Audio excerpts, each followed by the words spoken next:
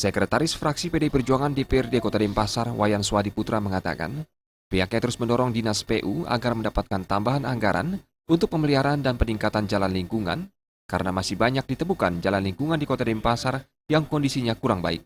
Untuk perbaikan jalan lingkungan, kalangan DPR mengusulkan agar menggunakan paving. Selain lebih efisien dan tahan lama, secara estetika juga terlihat lebih indah.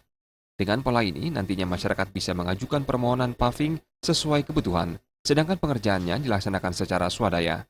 Nah, kemudian di PU Kota Denpasar juga ada permohonan aspal swadaya dari masyarakat yang kami dorong juga supaya dialihkan kepada swadaya paving.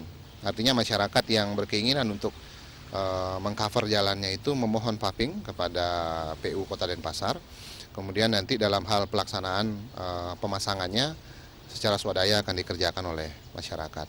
Swadi Putra menambahkan, evaluasi peningkatan jalan lingkungan dengan aspal lapen maupun murda tidak efektif, karena harus mendatangkan alat berat serta ketangguhan jalan tidak bisa dimaksimalkan karena kondisi jalan lingkungan pada umumnya tidak terlalu kuat, sehingga penggunaan paving akan lebih baik.